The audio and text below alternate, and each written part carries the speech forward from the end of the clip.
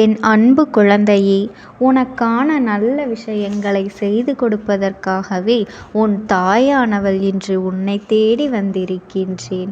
என் தங்க குழந்தையே, இன்று உன் அம்மா உனக்கு ஒரு முக்கியமான செய்தியை சொல்வதற்காக வந்திருக்கின்றேன். ஏனென்றால் அதற்கு ஒரு காரணம் இருக்கின்றது. அதனை உன்னால் புரிந்து கொள்ள முடியும் அல்லவா? என் தங்கமே, உன்னுடைய குலதெய்வத்திற்கு உன்னுடைய குடும்பத்தில் இருக்கின்ற ஒரு நபரின் மீது அதிருப்தி ஏற்பட்டிருக்கின்றது. அந்த அதிருப்தியானது இன்று உன்னிடத்தில் பேச வேண்டும் என்று அவர்களை தூண்டி இருக்கின்றது. எல்லாவற்றிற்கும் ஒரு மிகப்பெரிய காரணம் ஒன்று இருக்கின்றது என் தங்கமே. அதற்கு காரணம் என்ன தெரியுமா? உன்னுடைய குலதெய்வத்தின் மனதில் இருக்கின்ற நீங்காத அந்த வேதனைதான்.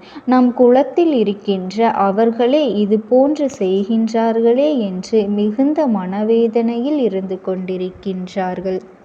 என் பிள்ளையே, உன்னுடைய மனதில் இப்பொழுது என்னென்ன எண்ணங்கள் ஓடுகின்றது என்பதனை எல்லாம் உன் அம்மாவினால் புரிந்து கொள்ள முடிகின்றது. என் குலத்தில் யார் அப்படி செய்கின்றார்கள்? இப்படிப்பட்ட ஒரு சூழ்நிலையை உருவாக்கி இருக்கின்றார்கள். குலதெய்வத்திற்கே அவர்கள் மீது வெறுப்பு வருகின்றது என்றால் அப்படி என்ன நடந்துவிட்டது என்று நீ நினைக்கின்றாய் அல்லவா? என் தங்கமே, இதை நீ உன் குலதெய்வத்தின் வாயாலேயே கேட்டுக்கொள்ள வேண்டும். இப்பொழுது இந்த அம்மா உன்னுடைய குலதெய்வத்தின் வாக்கினை அப்படியே சொல்கின்றேன்.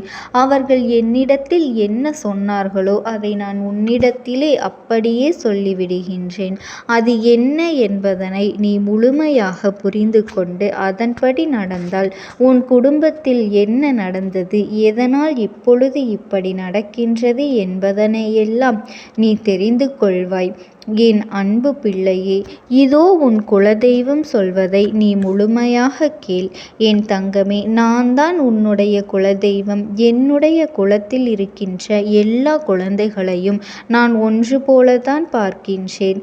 அதுபோல அவர்களும் எல்லோரும் ஒற்றுமையாகத்தான் இருப்பார்கள் என்று நான் இதுநாள் வரையிலும் நினைத்து கொண்டிருக்கின்றேன். நான் இங்கே பாடுபடுவது என்னுடைய குலத்தில் இருக்கின்ற எல்லா குழந்தைகளுக்கும் சந்தோஷமாக இருக்க வேண்டும்.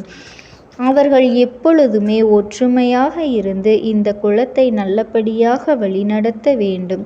எனக்கு பூஜைகளை செய்யும் பொழுதெல்லாம் இவர்கள் ஒற்றுமையாக நின்று கொண்டிருக்க வேண்டும் என்றுதான் நான் நினைக்கின்றேன்.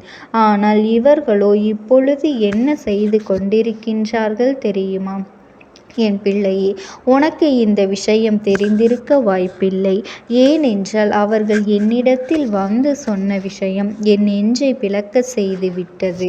எனக்கு மட்டும்தான் அந்த விஷயம் தெரியும். என் பிள்ளையே, உன்னை பற்றி அவர்கள் என்ன சொன்னார்கள் என்பதனை நான் மட்டும்தான் அறிவேன். அது எத்தனை பெரிய தவறான விஷயம் என்பதனை உனக்கு தெரிந்த பிறகு நீ அதை உணர்ந்து கொள்வாய். இதனை கேட்ட பின்பு அவர்கள் என்ன நினைக்கின்றார்கள் என்பதனை அவர்கள் மீது நான் மிகப்பெரிய வெறுப்பில் இருந்து வருகின்றேன். என் குழந்தையே, மிகப்பெரிய துரோகத்தை உனக்கு செய்ய வேண்டும் என்று என்னிடமே வந்து கேட்கின்றார்கள். நீ என்னுடைய குலசாமி அல்லவா? என் மனதில் இருக்கின்ற இந்த வேதனையை போக்கி தந்து விடமாட்டாயா? என் மனதை அவர்கள் வேதனைப்படுத்தி கொண்டிருக்கின்றார்கள். அதனால் அவர்களை எப்படியாவது ஒன்று செய்ய வேண்டும். அவர்கள் வாழ்க்கையிலிருந்து மீள முடியாத அளவிற்கு ஏதாவது ஒரு கஷ்டத்தை கொடுக்க வேண்டும் என்று என்னிடத்திலேயே வந்து கேட்கின்றார்கள். அப்படி யாருடைய மனதில் நீ வேதனையை ஏற்படுத்தி இருக்கின்றாய் என்று சற்று சிந்தித்து பார். அவர்கள் இன்று உன் வாழ்க்கையே இருக்கக்கூடாது என்றல்லவா நினைக்கின்றார்கள். நான் இங்கே ஒருவரின் ஒற்றுமைக்காகவும் பாடுபட்டு கொண்டிருக்கின்ற நேரத்தில் என் சன்னதியில் வந்து நின்று கொண்டு நீ வாழக்கூடாது என்று அவர்கள் சொன்ன வார்த்தை என் மனதை ரணமாக்கியது. நிஜமான உண்மை. என்னால் அதனை தாங்கிக் கொள்ள முடியவில்லை. என் பிள்ளையே, ஏன் இப்படி சொல்கின்றார்கள், என்ன பிரச்சனை என்று பார்க்கும் பொழுதுதான் எனக்கு புரிந்தது. ஏதோ சிறு மனசங்கடங்கள் இருக்கின்றது, பிரச்சனைகள் ஏற்பட்டு இருக்கின்றது. அம்மா உன்னிடத்தில் வந்து நீங்கள் ஒற்றுமையாக இருக்க வேண்டும் என்று சொல்கின்றேன். ஆனாலும் கேட்பதில்லை. உன் பக்கம் தவறு இருக்கின்றதா, அவர்கள் பக்கம் தவறு இருக்கின்றதா என்று நிச்சயமாக அறிந்து கொள்ள வேண்டியது என்னுடைய பொறுப்பு. தவறு இருப்பவர்கள் பக்கம் நின்று நிச்சயமாக நான் பேச மாட்டேன். யார் பக்கம் நியாயம் இருக்கின்றதோ அவர்களுக்குத்தான் நியாயத்தை வழங்க வேண்டியது என் கடமை. ஆனால் ஒரு பொழுதும் தவறு செய்தவர்களுக்கு தண்டனை வழங்குவது என்னுடைய வேலை கிடையாது. எனக்கு என்னுடைய குழந்தைகளின் மனதை சரி செய்து அவர்களை நல்வழிப்படுத்துவது மட்டும்தான் என்னுடைய வேலை. நான் நல்வழிப்படுத்துவதற்காகத்தான் இத்தனை பாடுபட்டு கொண்டிருக்கின்றேனே தவிர ஒரு பொழுதும் யாருக்கும் எந்த தண்டனையும் கொடுக்க வேண்டும் என்று நினைக்கவில்லை. உனக்கு இது போன்று செய்ய வேண்டும் என்று நினைத்தவர்கள் இன்னும் என்னவெல்லாம் செய்ய துணிவார்களோ என்று தெரியாமல் தான் நான் சற்று மனக்குழப்பத்தில் இருந்து கொண்டிருக்கின்றேன்.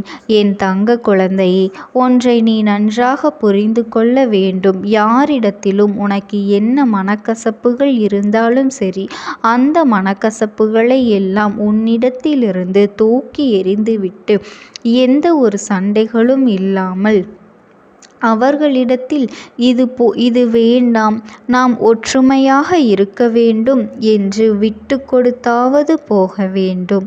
அதற்காக நீ எல்லாவற்றையும் பொறுத்து கொண்டு செல்ல வேண்டும் என்று உன் குலதெய்வம் சொல்லவில்லை. எதுவாக இருந்தாலும் அதை என்னிடத்தில் விட்டுவிடு என்றுதான் சொல்கின்றேன். என் தங்கமே, நீ என்னிடத்தில் விட்டுவிட்ட பிறகு அதையெல்லாம் நான் பார்த்து கொள்வேன்.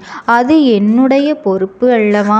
அதன் பிறகு அவர்களுக்கு நான் என்ன செய்ய வேண்டுமோ அதை நான் செய்து விடுகின்றேன். பணம் இருக்கின்றது, பதவி இருக்கின்றது என்று சிலர் ஆடுகின்ற ஆட்டமெல்லாம் கொஞ்ச நாள்தான். அதை பற்றியெல்லாம் என் குழந்தையே நீ கவலைப்பட வேண்டாம். நான் எல்லாவற்றையும் பார்த்து கொண்டுதான் இருக்கின்றேன். யாரெல்லாம் நீதியை தர்மத்தை மீறி நாம் குலத்திற்கு அவமானத்தையும் அவப்பெயரையும் உண்டாக்குகின்றார்களோ அவருக்கான தண்டனை நிச்சயமாக உண்டு. அதை நீங்கள் எல்லோருமே பார்க்கத்தான் போகின்றீர்கள். என் குழந்தையே, உன்னுடைய மனதில் இருக்கின்ற வேதனைகளுக்கெல்லாம் நான் இப்பொழுது உனக்கு பதிலை தந்து விடுகின்றேன். இவர்கள் செய்ய நினைத்த விஷயம் உன் வாழ்க்கையை அழிக்க நினைத்த விஷயம்தான். இது எனக்கு மட்டுமே தெரிந்தது. நான் இப்பொழுது உன்னிடத்தில் சொல்லி இருக்கின்றேன். அதனால் நீ பயப்பட வேண்டாம். என்னிடம்தானே உனக்கு ஏதாவது ஆக வேண்டும் என்று வேண்டினார்கள். அப்படி ஏதாவது ஆக வேண்டும் என்றால் அது என்னை தாண்டித்தான் ஆக வேண்டும். உன் குலதெய்வம் உன்னை அப்படியெல்லாம் விட்டுவிட மாட்டேன்.